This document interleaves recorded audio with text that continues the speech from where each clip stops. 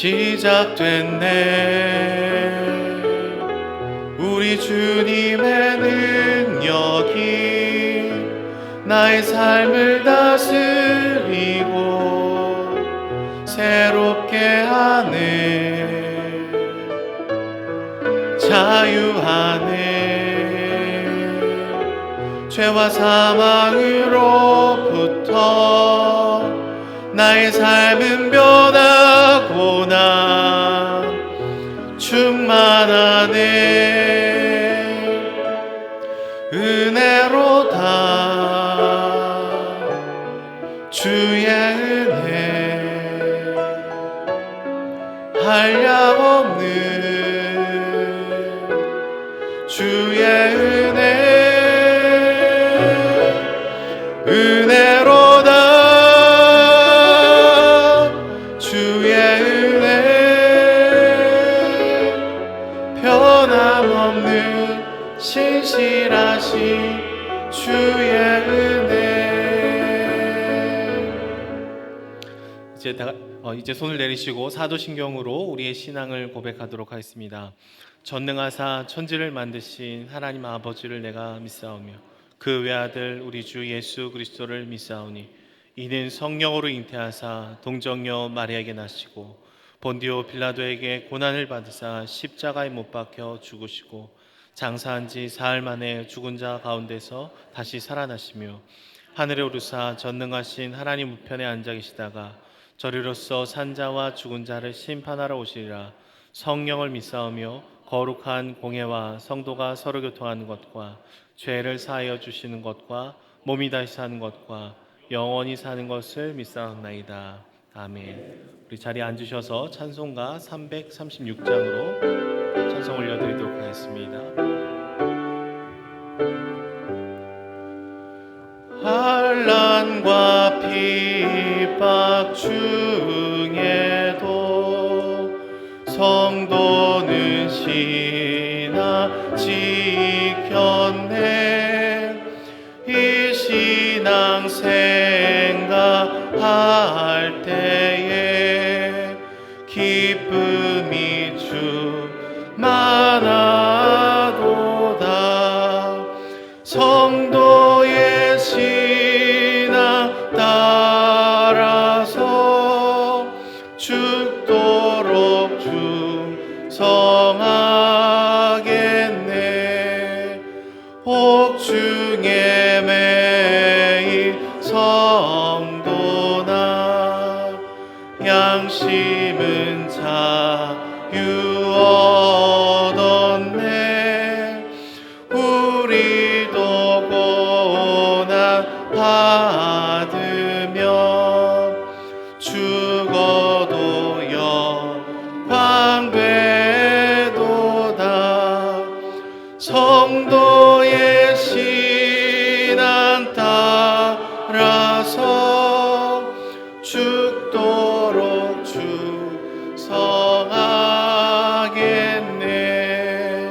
성도의 신앙 본받아 원수도 사랑하겠네.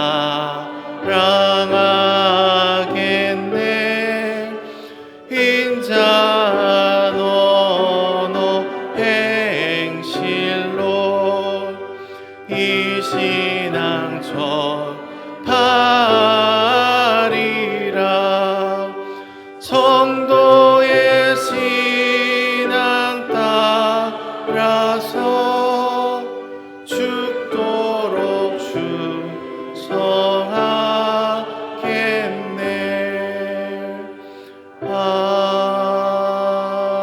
아멘.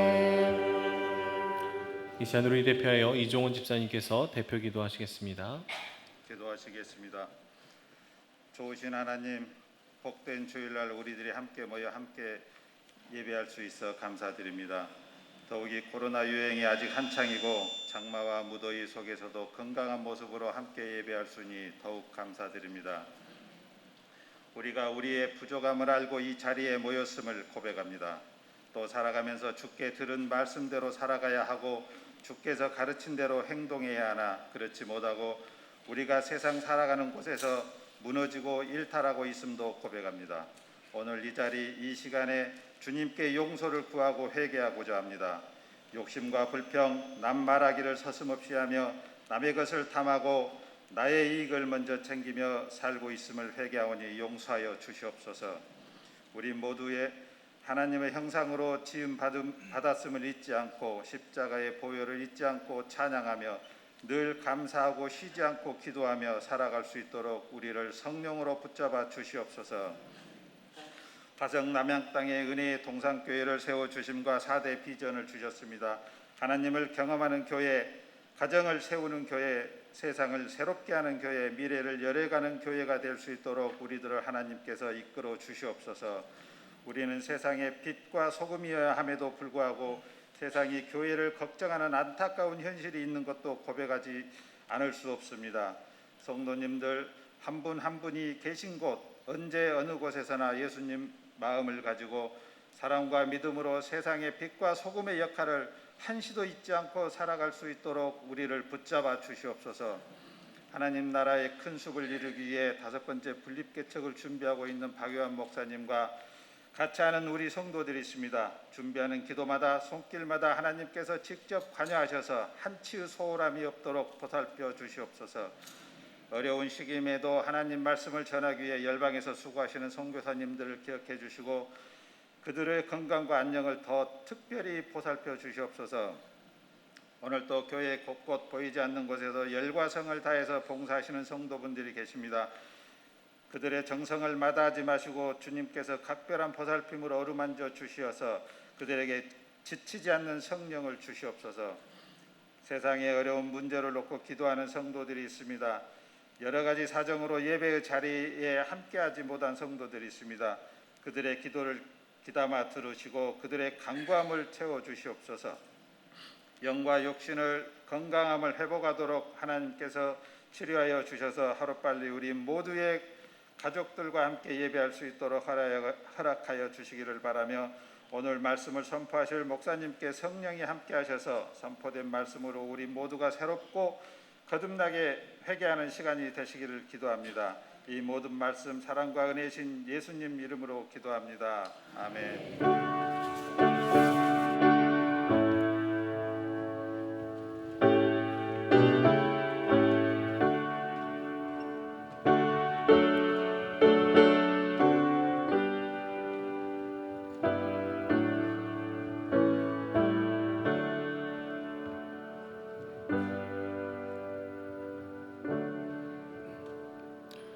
이 시간 성가대의 특송과 함께 하나님 앞에 헌금을 올려드리도록 하겠습니다.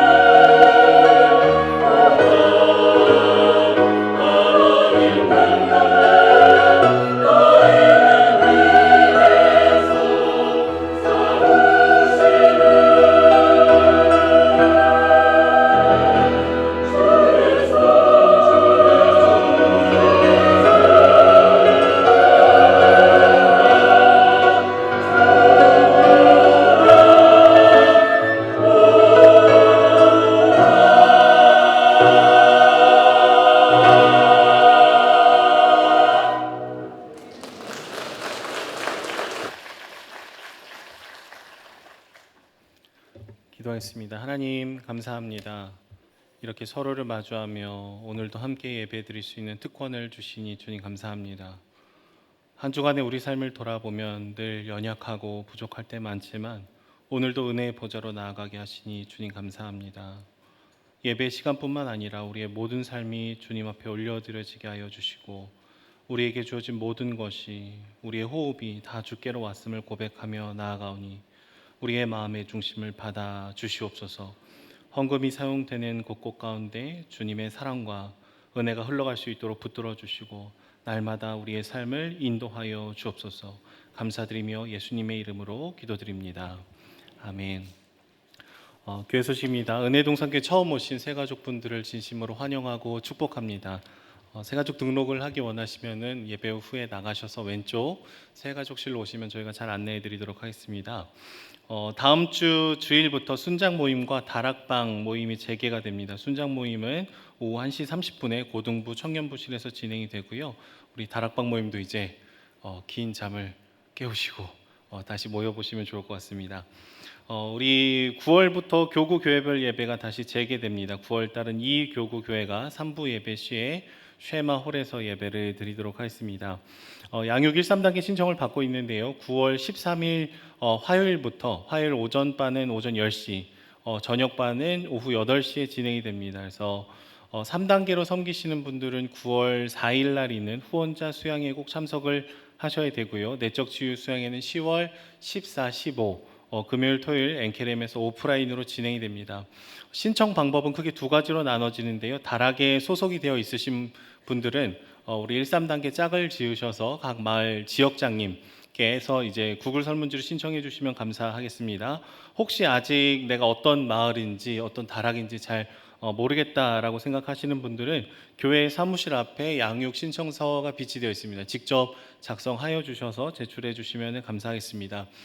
그리고 특별히 이번 내적 치유 수양회에는요, 지난 2년의 기간 동안 비대면으로 양육을 받으셨던 분들, 그리고 예전에 양육을 수료했지만 또 한번 뜨겁게 기도하고 싶으신 분들 다 열려 있습니다. 그래서 2번만 주중 모임 참석하시면 되고요. 4주차, 5주차 모임만 참석하시면은 내적 치유 수양회에 함께 가실 수 있습니다. 함께 기도해 주시고 많은 참여 부탁드립니다.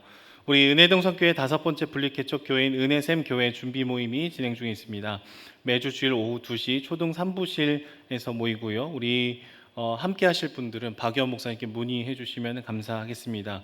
그리고 우리 공동체를 계속해서 섬기기 위해서 우리 지역장님 그리고 순장님들께서는 열심히 기도하셔서 8월 28일까지 개척 동참 여부를 알려주시면 감사하겠습니다.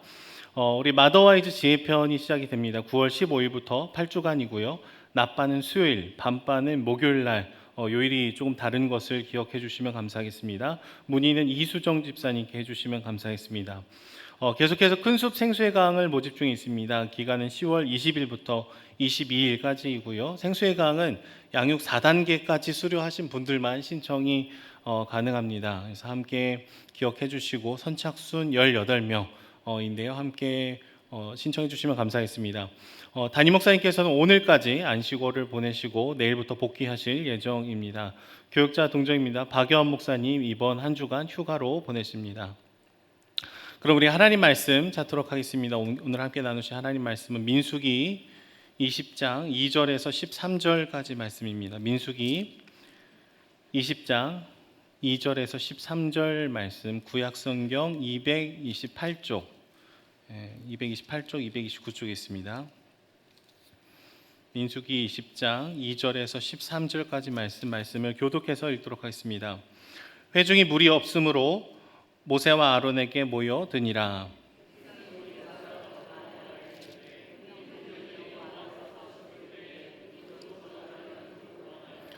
너희가 어찌하여 여호와의 회중을 이 광야로 인도하여 우리와 우리 짐승이 다 여기서 죽게 하느냐.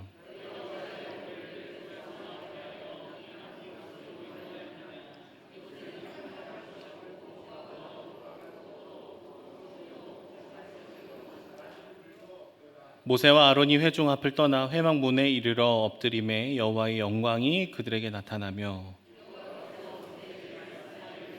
지팡이를 가지고 내 형 아론과 함께 회중을 모으고 그들의 목전에서 너희는 반석에게 명령하여 물을 내라 하라. 내가 그 반석이 물을 내게 하여 회중과 그들의 짐승에게 마시게 할지니라. 모세와 아론이 회중을 그 반석 앞에 모으고 모세가 그들에게 이르되 반역한 너희여 들으라. 우리가 너희를 위하여 이 반석에서 물을 내랴 하고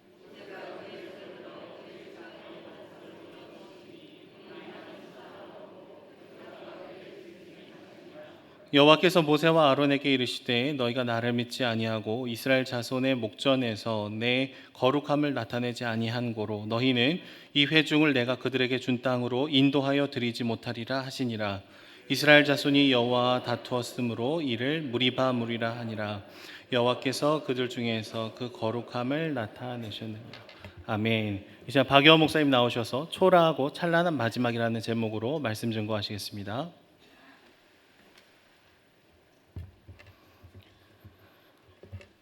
지난달 우연히 한 라디오 사연을 듣게 됐습니다. 야식을 너무 좋아해서 다이어트에 매번 실패하시는 분의 이야기였는데요. 하루도 야식을 끊을 수는 없고 일주일 중에 단 하루라도 야식을 먹지 않으면 안 되는 분이었는데 전부 다 끊을 수는 없고 내가 이제 앞으로는 T로 시작하는 날만 야식을 먹겠다 그렇게 결단을 했다고 합니다. 그래서 Tuesday 화요일 먹고, Thursday 목요일 먹고, Today 오늘 먹고, Tomorrow 내일 먹고 이렇게 또 실패했다고 하네요. 마음이 있으면 방법이 보이고 마음이 없으면 핑계가 보이기 마련이죠. 중요한 결정을 내릴 때 사실 가장 중요한 것은 상황이나 환경이라기보다는 우리의 마음일 때가 참 많이 있습니다. 그래서 본문의 모세에 대한 하나님의 결정이 너무나 가혹하게 느껴지는 것이 사실이죠. 오늘 본문은 모세가 가나안 땅으로 들어가지 못하게 됐던 이유에 대해서 말해주는 사건입니다. 언뜻 보면 모세가 가나안 땅으로 들어갈 수 없는 피치 못한 사정이 있어서라기보다는, 그리고 어떤 방법이 없어서라기보다는 애초에 하나님께서 그렇게 하실 마음이 없으셨던 것은 아닌가 생각이 들 정도로 너무나도 모세에게 가혹한 결정이 아닌가 싶습니다. 완악하고 자기 멋대로인 이스라엘 백성들을 모세가 애굽에서부터 여기까지 인도하느라 정말 많은 고생을 했는데 한 번 실수한 것 때문에 가나안 땅에 들어가지 못하는 것은 얼마나 참 억울한 일인가 그런 생각이 드는 것이죠. 토사구팽도 아니고 모세가 한 번 잘못한 거 가지고 가나안 땅에 못 들어가게 하시다니, 이런 하나님을 우리가 어떻게 이해할 수가 있겠습니까? 하지만 우리는 알고 있죠. 분명 우리 하나님은 공의와 사랑의 하나님이십니다. 한 번의 실수 때문에 모세를 버리는 그런 하나님은 아니시죠. 자, 그러면 무엇 때문일까요? 사실 모세가 가나안 땅에 들어가지 못하게 된 이 말씀에는, 이 사건에는 우리가 깊이 숙고해야 할 메시지들이 많이 담겨 있습니다. 그래서 오늘 세 가지로 한번 살펴볼 텐데요. 이런 순서로 한번 살펴보고자 합니다. 첫 번째는 약속의 땅으로 들어가는 조건은 그럼 대체 무엇인가라는 것을 한번 살펴보려고 해요.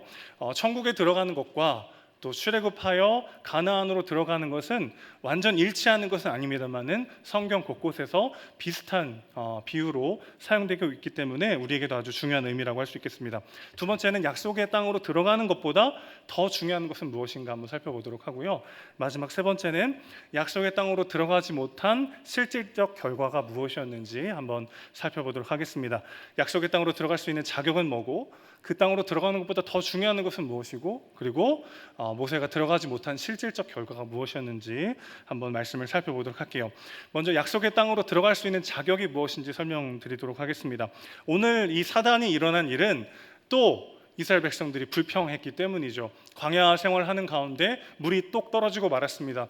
여러분, 사막 한가운데에서 광야를 생활하면서 물이 떨어지는 건 엄청난 위기죠. 그렇죠? 이해되는 부분입니다. 그러나 이스라엘 백성들이 여기까지 어떻게 살아남을 수 있었냐면은 하나님의 때에 따라 만나와 메추라기를 주시고 반석에서 물을 내서 그들을 먹이시고 입히시고 그렇게 인도하셨기 때문에 이스라엘 백성들이 여기까지 올 수 있었죠.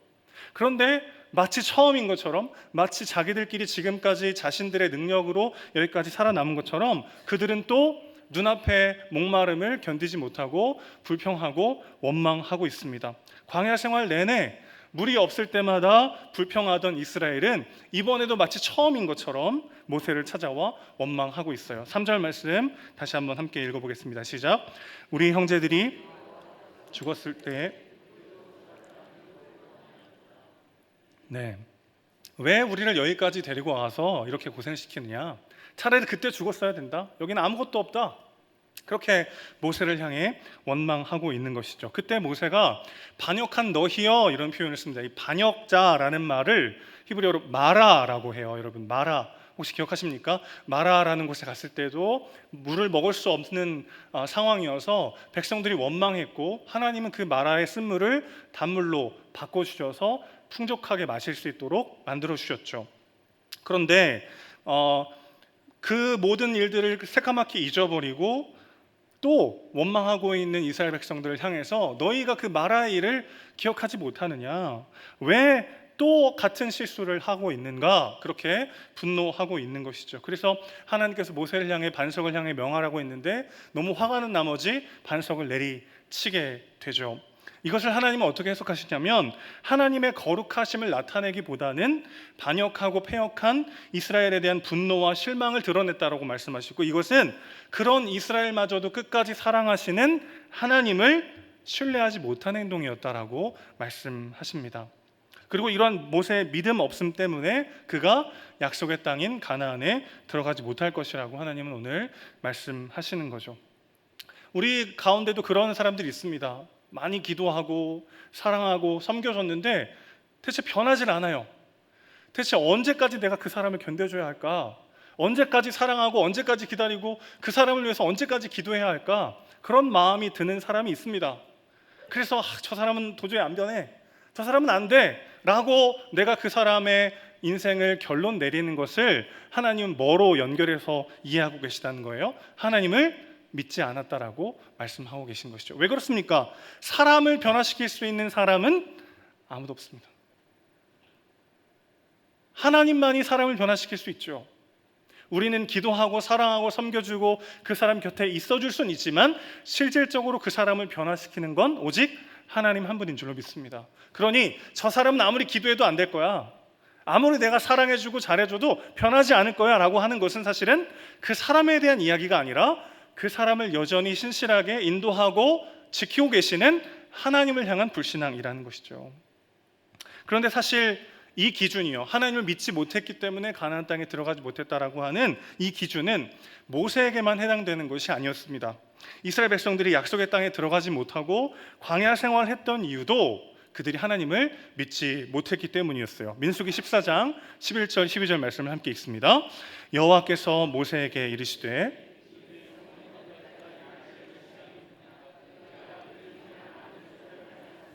어느 때까지 나를 믿지 않겠느냐? 내가 전염병으로 그들을 쳐서 멸하고 내게 그들보다 크고 강한 나라를 이루게 하리라. 자, 여기서 말하는 믿지 않았으니 라는 표현에 주목할 필요가 있습니다. 이스라엘 백성들이 원래 가나안 땅에 들어가지 못하고 40년 동안 광야를 전전해야 됐던 이유는 무엇입니까? 그들이 정탐꾼을 보내서 그 정탐꾼들이 한 말을 듣고 우리는 들어갈 수 없다, 하나님을 믿지 않았기 때문에 그들이 광야를 전전했죠. 오늘 본문에서 하나님은 모세 역시 하나님을 믿지 않았다라고 말씀하십니다. 자, 오늘 본문 12절과 아까 말씀드린 민수기 14장에 동일하게 신뢰하지 않았다라는 동사가 사용이 됐고요, 처벌도 동일했던 것이죠. 그러니까 모세니까 그래도 봐줘야죠가 아니라 모세라고 할지라도 약속의 땅은 오직 믿음으로 들어간다는 것입니다. 세상에는 뭐 전관 예우 이런 게 있죠. 모세 정도 되면 그 정도 실수해도 봐줘야 되는 게 세상의 논리입니다. 정상 참작이라는 게 있어요, 그렇죠? 이스라엘 백성들의 완악함과 그들의 죄를 보면서 그들을 인도하느라고 그 정도 실수는 할 수 있으니까 봐줘야 되지 않습니까? 그렇게 해석할 수도 있습니다. 또 모세가 이런 죄를 범한 거는 처음이잖아요. 세상 법정도 초범인 경우에는 봐주기도 합니다. 무전유죄, 유전무죄 이런 말도 있어요. 힘있고 가진 자들은 법을 요리조리 빠져나가기도 합니다. 그래서 세상 사람들은 그렇게 더 가지려 하고 더 높이 올라가려 하고 삶을 갈아 넣어서라도 무언가를 더 이루려고 하는 것이죠. 그러나 여러분, 약속의 땅을 들어가는 유일한 자격은 그의 공로나 노력이나 실력이 아니라 오직 믿음이었다는 것을 기억하셔야 합니다. 오늘 우리도 마찬가지죠. 우리가 구원받다 하나님의 자녀가 된 유일한 이유는 무엇입니까? 그분께서 우리의 작은 믿음을 의롭게 여겨주셨기 때문이죠. 거기에는 우리의 그 어떤 공로와 자격도 들이댈 수가 없습니다. 2022년 세계 육상 선수권 대회가 지난 미국에서 열렸었는데요. 그 중에 장대 높이뛰기 종목이 있었습니다. 황제라고 불리는 듀플랜티스라는 선수가 있어요. 이 선수가 세계 신기록을 세우면서 우승을 했습니다. 기존까지 세계 신기록도 자기 기록이었는데 그 기록을 5cm나 더 끌어올리면서 6m 21cm를 뛰어넘은 거예요. 정말 뭐 인간 새라고도 할 수 있겠죠. 엄청난 기록인데, 그런데 장대 높이뛰기 그 종목 뉴스를 이렇게 보는데요. 와, 어떻게 저렇게 높이 뛸 수 있을까 놀라기도 했지만 이런 생각이 들었습니다. 아무리 뭐 6m, 7m, 8m 높이 뛰어 올라도 결국에는 다 하나같이 땅으로 내려오는 거죠. 제가 뭐 장대 높이 뛰기 종목을 폄하하려는 의도는 전혀 없습니다. 그런데 인간 구원의 관점에서 보면 아무리 높이 올라가고 많은 것을 이룬 사람이라 할지라도 결국 죽음을 향해 달려가는 비참한 존재라는 것은 변함이 없는 것이죠. 마치 돌멩이 하나를 물속에 빠뜨렸을 때와 거대한 바위를 물속에 빠뜨렸을 때 둘 다 물속으로 가라앉을 수밖에 없는 것처럼 우리는 우리의 죄의 크기와 상관없이 하나님 앞에 용납받기에는 너무나도 보잘것없는 죄인이요 비참한 인생들이라는 것은 변하지 않는 것이죠. 그렇기 때문에 그런 우리가 구원받을 수 있는 유일한 조건은 오직 은혜라는 것입니다. 오직 믿음으로 구원받는 자들이죠. 그런데 우리는 자꾸만 더 자격을 갖춰야 될 것 같아요. 더 괜찮은 존재가 되어야 될 것 같고 무언가를 더 완벽하게 해내야만, 무언가를 이뤄야만 내 삶이 의미 있는 존재가 될 것 같은 착각에 빠질 때가 있습니다. 그러나 기억하셔야 합니다. 내가 무언가를 더 이루고 더 가져야만 내 인생의 안정감과 의미와 보람을 누릴 수 있는 것이 아니라 오직 은혜로 있는 모습 그대로 나를 받으시는 그분의 여겨주심 안에서 우리가 얼마나 존귀한 존재가 되었는지를 기억하는 우리 모두가 되길 소망합니다. 그렇게 치자면 모세가 가나안 땅에 들어가지 못한 건 사실은 부당함이나 서운함이 아니라 우리 입장에서는 은혜인 것이죠. 저렇게 자격을 갖춘 사람도, 저렇게 완전한 사람도, 저렇게 누구보다 이스라엘 중에 가나안 땅에 들어가기 합당한 사람도 하나님의 그 엄청난 사랑과 인정과 용납을 받기에는 부족하고 오직 은혜로만, 오직 믿음으로만 하나님께 용납받을 수 있다는 사실이 우리를 얼마나 자유케 합니까? 가나안 땅에 들어갈 수 있는 유일한 조건은 믿음이었습니다. 우리가 하나님 앞에 의인으로, 의미 있는 존재로, 가치 있고 사랑받는 존재로 여김받는 유일한 근거도 믿음입니다. 우리 하나님께서 우리를 그렇게 보십니다. 그 믿음으로 주어진 삶을 살아내는 우리 모두가 되시기를 주님의 이름으로 축원합니다. 두 번째로 넘어갈까요? 약속의 땅으로 들어가는 것보다 그래서 더 중요한 것이 있습니다. 약속의 땅으로 들어가는 것 자체보다 모세의 인생에 있어서 훨씬 더 중요한 것이 있었습니다. 그것은 무엇이냐면 그가 메시아 예수 그리스도를 예표하는 인생으로 쓰임받았다는 것입니다. 자, 단 한 번의 불신으로 약속의 땅에 들어가지 못하게 된 것은 모세 입장에서는 너무 억울할 수 있죠. 우리 입장에서는 하나님이 정말 은혜로 사람을 사랑하시고 믿음으로 사람을 용납하시는 그런 분이시구나. 우리에게는 뭐 기쁨일 수 있고 복음일 수 있겠습니다만은 모세 자신에게는 굉장히 억울할 수 있는 일일 수 있을 것 같아요. 그런데 이 사건을 시편 106편은 이렇게 해석하고 있습니다. 32절과 33절 읽어주십시오. 시작. 그들이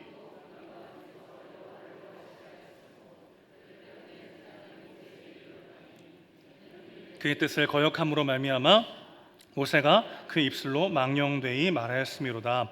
자, 시편 106편을 보면은 모세가 망령되이 말했다라고는 분명하게 말하고 있지만, 그런데 그렇게 말하게 된 근원적 요인이 이스라엘 백성 때문이었다라고 이야기합니다. 그러니까 모세가 받은 처벌의 실질적 책임은 이스라엘 백성들에게 있는 것이죠. 백성 때문에 모세가 벌을 받았다고 할 수가 있겠어요. 그들이 여호와 하나님을 노하시게 함으로 그들 때문에 재난이 모세에게 이르게 된 것이죠. 그들의 죄값을 모세가 대신 치르게 된 것입니다. 모세는 그야말로 이스라엘의 진정한 중보자였죠. 그리고 이러한 그의 삶은 수많은 사람들의 죄를 대신 짊어지시고 그들을 구원하신 예수 그리스도를 예표하는 인생이 되었습니다. 신명기 18장 18절을 함께 읽을게요. 내가 그들의 형제 중에서 너와 같은 선지자 하나를 그들을 위하여 일으키고 내 말을 그 입에 두리니 내가 그에게 명령하는 것을 그가 우리에게 다 말하리라.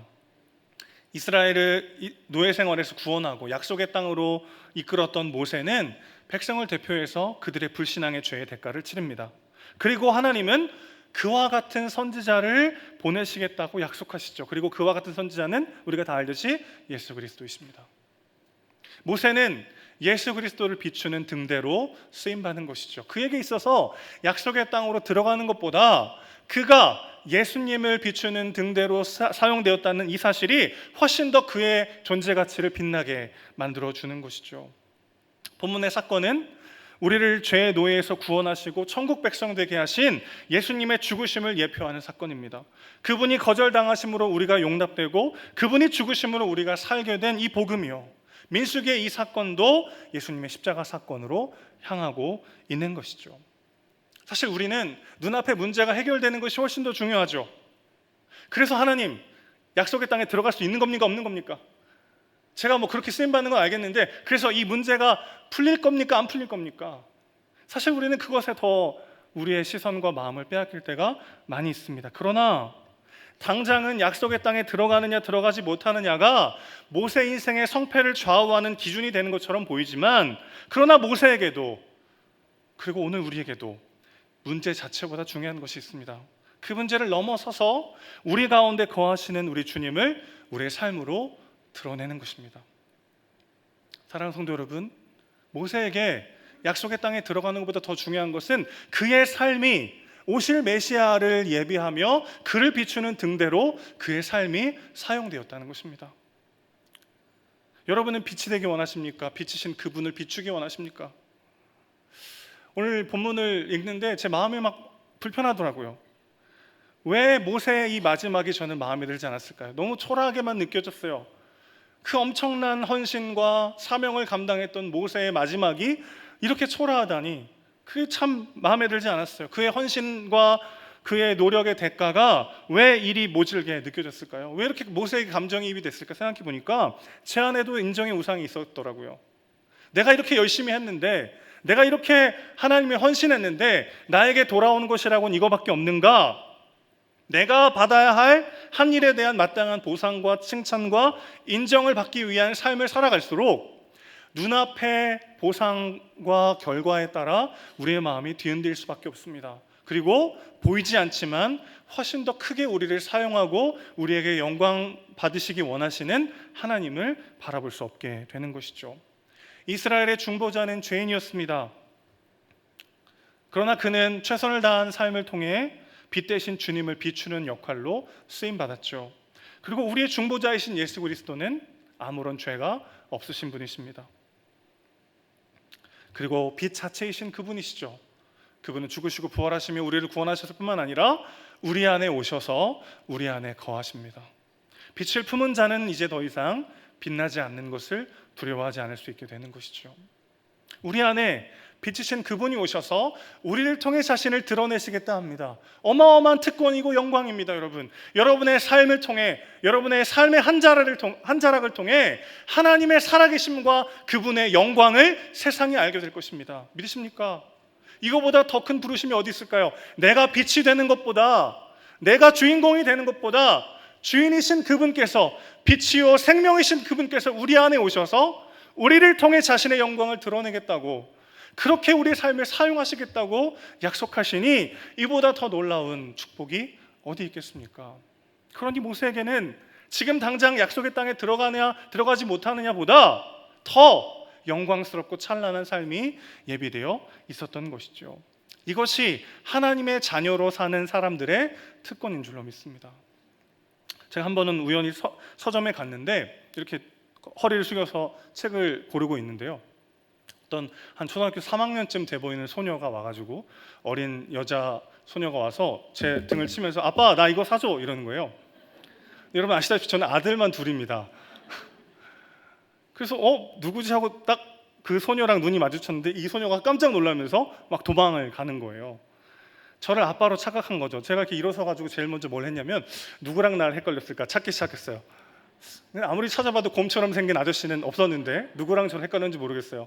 그런데 그 소녀의 눈빛이 아직도 잊혀지지가 않아요. 아빠일 때와 아저씨일 때는 이렇게 큰 차이가 있습니다. 아빠일 때는 마치 맡겨놓은 것처럼 아빠 당당하게 이거 사달라고 하던 그 소녀가 제가 아빠가 아니라 아저씨임을 인지한 순간 너무나도 당황스러운 눈빛으로 도망가 버렸죠. 사랑하는 성도 여러분, 여러분에게 하나님은 아빠입니까? 아저씨입니까? 그분의 영광과 그분의 생명과 그분의 부르심을 누리는 자로서 내 삶을 통해 그분을 드러내는 그 영광스러운 직분으로 부름받은 자로서의 담대함과 소망과 기쁨을 누리고 계십니까? 아니면 아저씨 앞에서의 낯선 이방인처럼 스스로 자격과 조건과 영광을 갖춰야만 할 것 같은 두려움에 휩싸여 계십니까? 우리 하나님은 아저씨가 아니라 아버지십니다. 우리를 있는 모습 그대로 사랑하시고 우리를 통해 자신의 영광을 드러내겠다 선언하시며 기어이 그 일을 완성하시는 전능하신 하나님이신 줄로 믿습니다.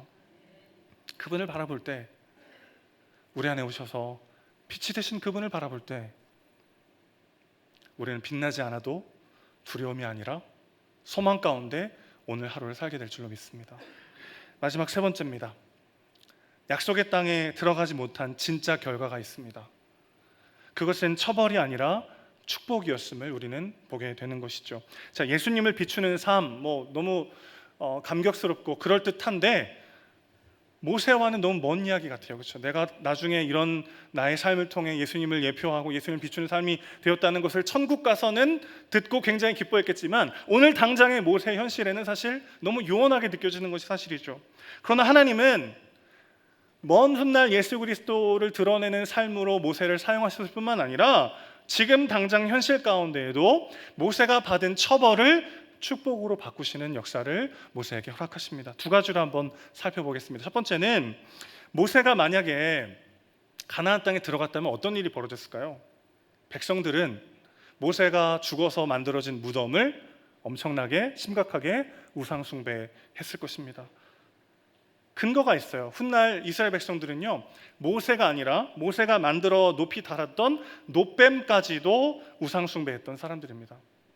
이 놋뱀을 없애지 못해가지고요, 한 700여 년 동안 이스라엘 사회에 계속 남아있다가 남유다 히스기야 왕 때에야 비로소 놋뱀이 제거가 됩니다. 그만큼 모세는 엄청난 영향력을 가졌던 사람이죠. 그가 행했던 기적과 그의 놀라운 업적들을 생각할 때 그의 무덤이 만약에 가나안 땅 안에 있었다면 필시 그는 자기의 의도와는 다르게 이스라엘 역사상 최악의 우상 숭배의 중심지를 만들었을 사람이라는 불명예를 쓸 수밖에 없었던 것이죠. 그런데 모세가 어디서 죽었는지도 알 수 없도록 광야 가운데 죽은 것은 이 최악의 우상 숭배를 막는 엄청난 은혜가 된 것이죠. 우리는 눈앞의 결정이 나에게 득이 될지 해가 될지 알 수가 없습니다. 그렇죠? 득이 될 줄 알았는데 해가 되기도 하고 해가 될 줄 알았는데 득이 되기도 하는 경우를 우리가 얼마나 많이 보게 됩니까? 오늘 이 한 번의 결정이 내 인생에게 어떤 영향을 줄지 우리가 어떻게 다 알겠어요? 그러나 하나님은 다 아십니다. 하나님은 오늘 이 사건이, 오늘 이 하루가, 오늘 이 결정이 우리에게 득이 될지 해가 될지 너무나도 잘 아시죠? 그래서 그분께서는 우리에게 항상 가장 선한 것을 주십니다. 그분께서는 우리에게 가장 선한 것을 주시지만 그것이 우리에게는 때로 악한 것처럼 느껴지기도 합니다. 때론 외로움과 초라함과 비참함과 두려움과 절망으로 다가오기도 합니다. 그러나 여러분, 그리스도를 보십시오. 그분만이 우리의 삶의 진정한 선과 축복과 은혜가 무엇인지를 아시는 분이십니다. 그분께서 저와 여러분의 삶을 붙잡고 계신 줄 믿습니다. 모세는 들어가지 않음이 훨씬 더 은혜였다는 것이죠. 처벌이 아니라 축복이 되도록 하나님은 막으셨던 것입니다. 두 번째는요, 모세는 성경에 나오는 수많은 인물 중에 천사장이 직접 장례를 치러준 유일한 사람이 되었습니다. 유다서 1장 9절 말씀을 보겠습니다. 유다서 9절입니다. 시작. 천사장 미가엘이 비방하는 판결을 내리지 못하고 다만 말하되 주께서 너를 꾸짖으시기를 원하노라 하였거늘.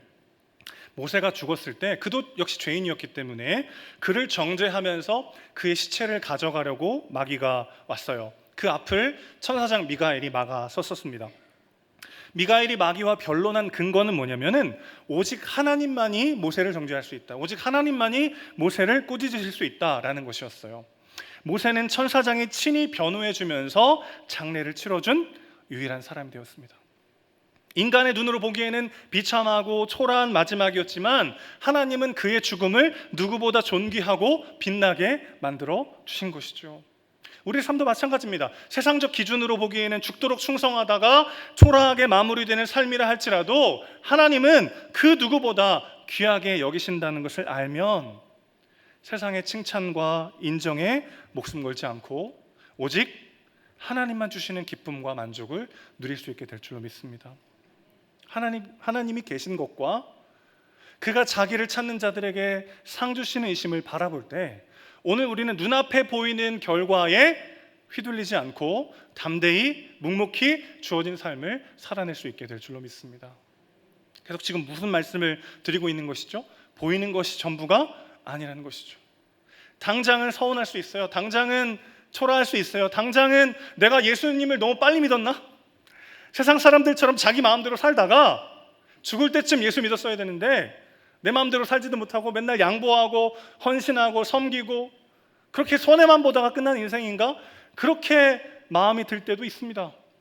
눈에 보이는 것이 전부라면 사실 예수 믿는 우리가 가장 불쌍한 사람들이죠. 그러나 여러분, 눈에 보이는 것이 전부가 아님을 믿으시길 소망합니다. 세상은 보이는 것이 전부라고 말하죠. 눈에 보이고 손에 잡히는 확실한 것이 있어야 안정적으로 우리 삶을 지킬 수 있다고 말합니다. 그러나 보이는 것이 전부가 아닙니다. 볼 수 없지만 믿음으로 바라보아야 하는 것들이 있는 것이죠. 하나님께서는 우리의 실패마저 우리의 영광이 되게 하실 수 있을 만큼 전능하신 분인 줄로 믿습니다. 그분의 그 넘치는 사랑과 은혜, 그분의 신실하심과 전능하신 능력을 기억할 때에만 오늘 우리는 우리의 실패를 딛고 나아갈 수 있게 되는 것이죠. 저는 개인적으로 떡볶이라는 음식을 참 좋아합니다. 그런데 저를 아시는 분은 놀라시겠지만 저는 매운 음식을 잘 못 먹어요. 성도님들이 이제 신방할 때 그렇게 물어보십니다. 목사님 무슨 음식 좋아하세요? 그러면은 저는 이렇게 대답해요. 어떤 특정 음식을 이렇게 대답하면은 갈 때마다 그 음식이 나오기 때문에 특정 음식을 대답하진 않고 저는 다 잘 먹습니다. 매운 것만 빼고요. 항상 제가 이렇게 얘기하거든요. 매운 거를 잘 못 먹는데 제가 유일하게 잘 먹는 매운 음식이 떡볶이입니다. 왜 이렇게 떡볶이를 좋아할까 가만히 생각해 보니까 떡볶이를 먹을 때마다 저는 어떤 느낌이 드냐면은 고향의 음식을 먹는 느낌이에요. 이게 무슨 얘기일까요?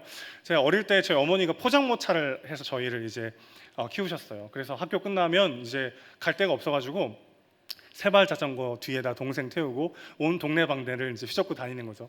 그래서 온 동네 방네 돌아다니면서 장독대 깨고 다니고 제가 그랬거든요. 상상이 안 되시죠? 예. 그러다가 이제 배고프면 어머니가 하신 포장마차 가지고 떡볶이 먹고 오뎅 먹고 또 놀다가 어머니 퇴근하시는 밤 늦게쯤 같이 이제 집으로 가는 그런 유년 시절을 보냈어요. 참 가난하고 외롭고 어려웠던 시절을 보냈습니다. 그 시절 먹었던 떡볶이가 참 저의 마음을 따뜻하게 해주는 음식인 것 같아요. 그런데 그 시절 참 외롭고 가난하고 초라했던 삶을 살았지만 하나님은 저의 그 실패하고 어두웠던 기억을 새로운 사명으로 선물해 주셨습니다. 제가 개척을 앞두고 왜 남양에 개척을 해야 할까? 그게 설득이 되지 않는 겁니다. 우리 남양에 이렇게 건강하게 은혜동생교회가 있는데 왜 지금 여기에 개척해야 될까?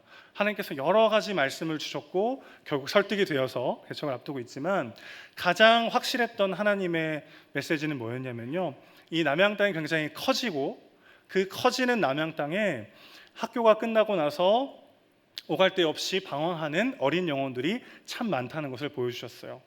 제가 초등학교가 끝나고 나면 동생을 세발자전거 뒤에 태우고 온 동네를 돌아다녔듯이 돌봄이 필요하고 사랑이 필요한, 숙제를 하고 간식을 먹고 함께 놀고 시간을 보낼 그런 장소, 그런 가정이 필요한 영혼들이 이 남양 땅에 참 많다는 것을 보여주셨습니다.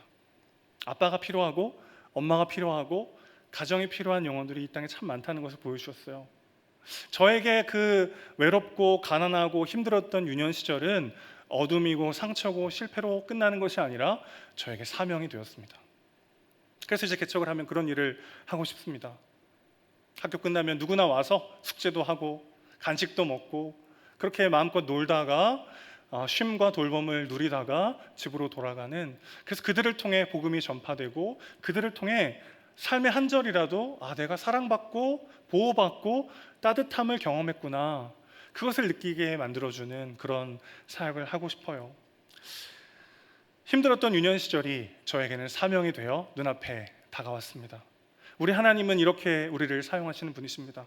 우리의 실패까지도, 우리의 어두움까지도 사용하셔서 우리를 찬란하게 빛나는 하나님의 영광의 도구로 사용해 주십니다. 세상은 끊임없이 우리를 정죄하죠. 넌 이미 끝났어. 그 성격 가지고 무슨 큰일을 하겠어. 네가 가진 것으로 뭘 할 수 있겠니? 더 가치 있는 사람이 되고 싶으면 자격을 갖춰, 실력을 갖추라고. 그러나 여러분, 속지 마십시오.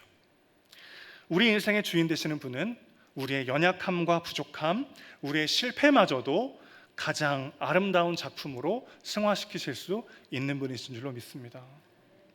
그러니 우리에게 어떤 능력이 있는가, 우리가 어떤 것을 이뤘느냐보다 더 중요한 것은 우리가 그분과 함께 한다는 것입니다.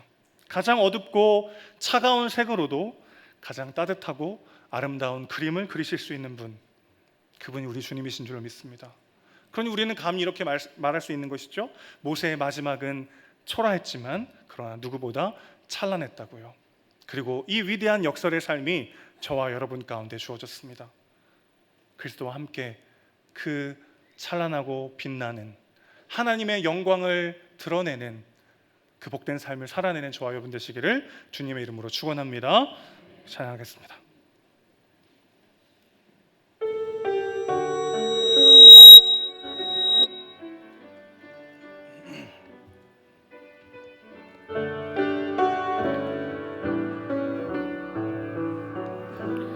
빛이 없어도 환하게 다가오신 주 예수, 나의 당신이여.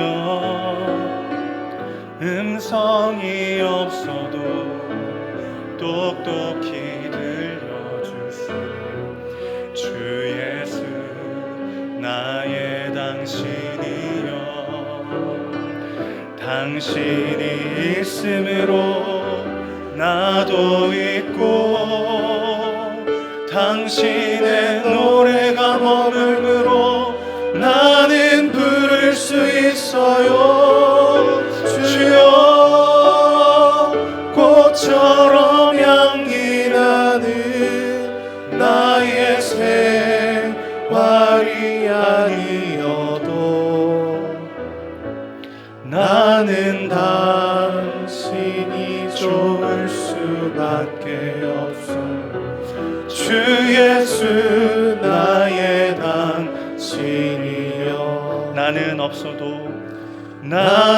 없어도 당신이 곁에 계시며 나는 언제나 있습니다. 나는 있어도 당신이 곁에 없으며 나는 언제나 없습니다. 당신이 있음으로 나도 있고, 당신의 노래가 머물므로 나는 부를 수 있어요. 주여,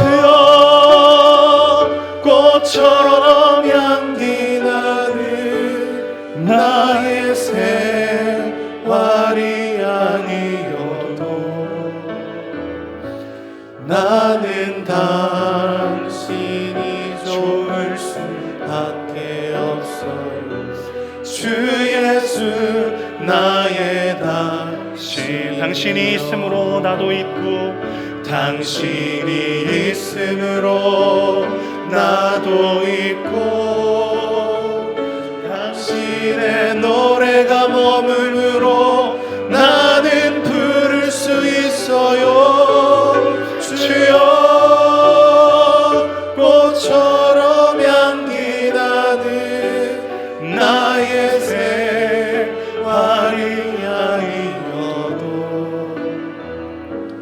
나는 당신이 좋을 수밖에 없어요. 주 예수 나의 당신이여. 당신이 있으므로 나도 있고 당신의 노래가 머물므로 나는 부를 수 있어요. 주여 꽃처럼 향기 나는 나의 생활이 아니어도 나는 당신이 좋을 수밖에 없어요. 주 예수 나의 당신. 나는 당신이 좋을 수밖에 없어요. 나는 당신이 좋을 수밖에 없어요. 주 예수 나의 당신이여. 이 말씀을 기억하며 함께 기도합시다. 세상은 우리에게 빛이 되어야 한다고 말합니다. 우리에게 꽃이 되어야만 의미 있다고 말합니다. 그러나 주님께서는 그 빛 자체이신 그분께서는 우리 안에 오셨습니다. 그래서 우리를 통해 세상에 그 빛을 전하는 존재로 우리를 사용하시겠다 하십니다.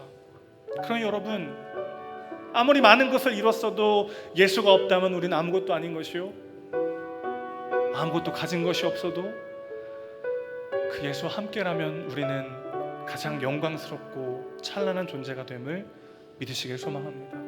하나님, 눈앞에 보이는 상황이 초라해 보인다 할지라도 찬란하게 우리를 사용하시는 하나님을 바라보며 담대히 주어진 삶을 살아낼 수 있도록 주여 붙잡아 주시옵소서. 함께 합심하여 기도하겠습니다.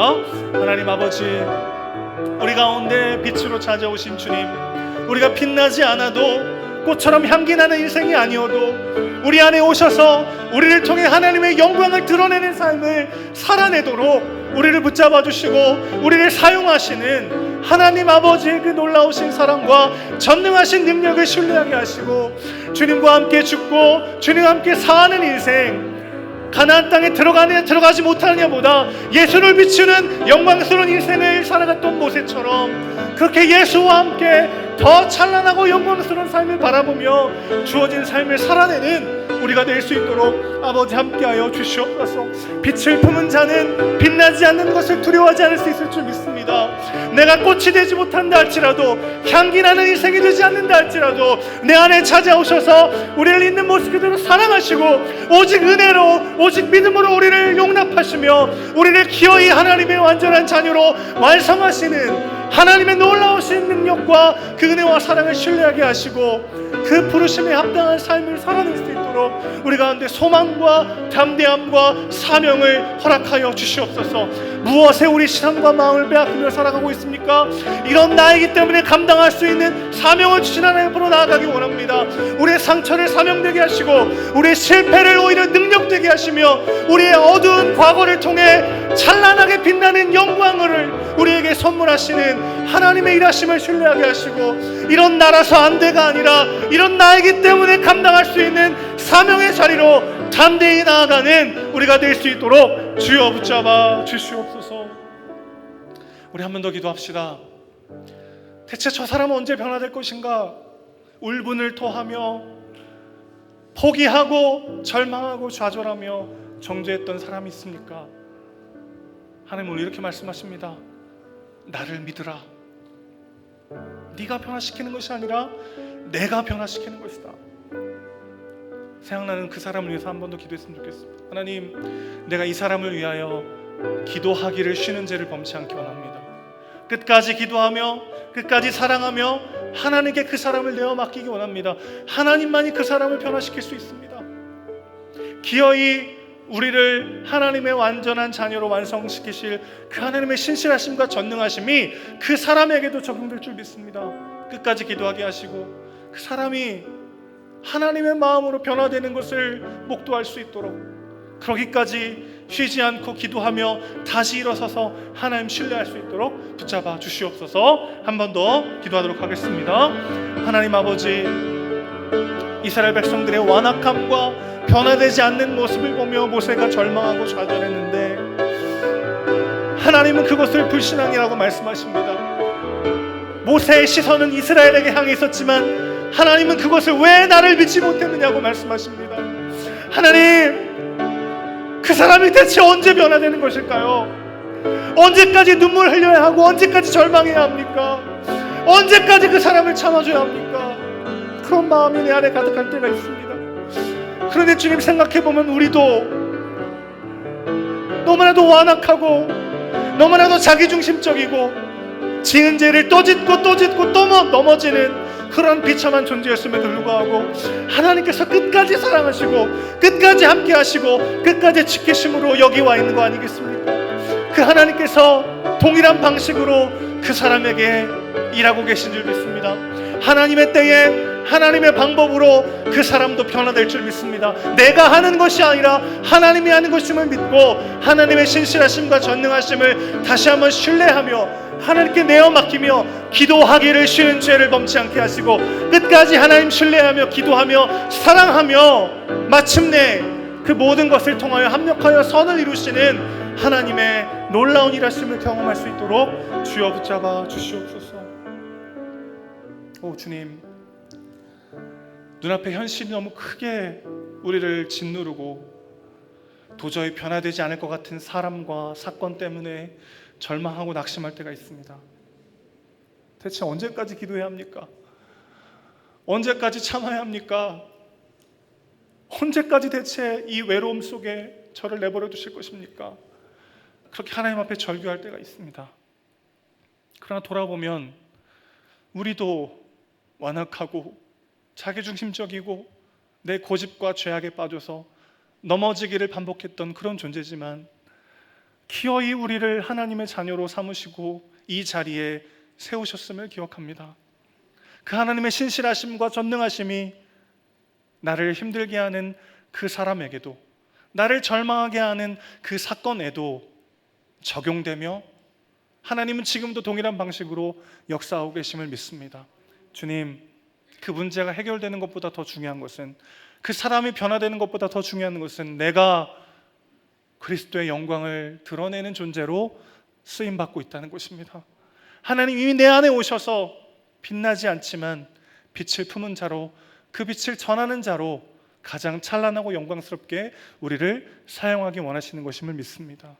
주님, 빛나지 않는다고 두려워하지 않게 하시고 꽃처럼 향기나지 않는다고 절망하지 않게 하시고 내 안에 비치신 그분과 동행하며 그분의 영광을 바라보며 주님의 영광을 열방 가운데 전하는 가장 찬란한 인생으로 살아낼 수 있도록 우리의 몸과 마음을 주관하여 주시옵소서. 우리 사랑이시고 주인이신 예수님의 이름으로 기도합니다. 아멘. 이제 우리 서로를 축하하고 축복하는 시간을 갖도록 하겠습니다. 지난 한 주간 생일이셨던 분 혹시 계신가요? 생일이었습니다. 용기 내어 일어나 주시면 함께 축하하겠습니다. 또 결혼 기념일이었습니다. 혹시 계십니까? 결혼 기념일. 네, 이부 예배 때 이렇게 한 분도 안 계시기가 쉽지 않은데 어제 세 끼를 먹었습니다. 혹시 계시는가요? 우리 서로를 축복하며 찬양하겠습니다.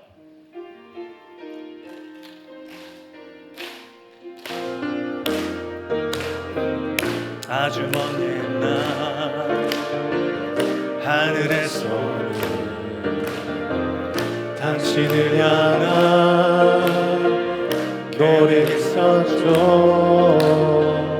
하나님께서 바라보시며 좋았더라고 말씀하셨네. 이 세상 그 무엇 무엇보다 귀하게 나의 손으로 창조하였노라.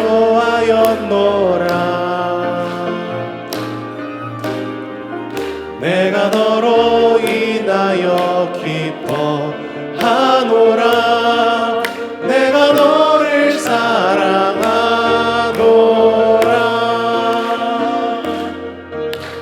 사랑해요.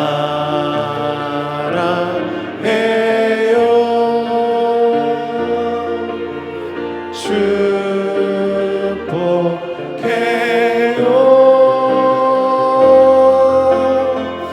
당신의 마음에 우리의 사랑을 드려요. 사랑합니다. 축복합니다. 다 같이 자리에서 일어나셔서 위드 가스펠 찬양하겠습니다.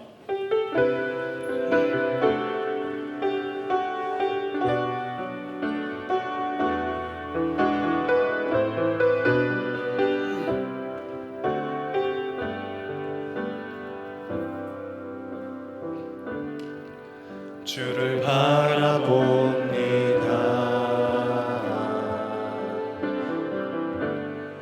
십자가 사랑 나를 구원하시고 자녀 삼아주신 은혜, 놀라운 은혜.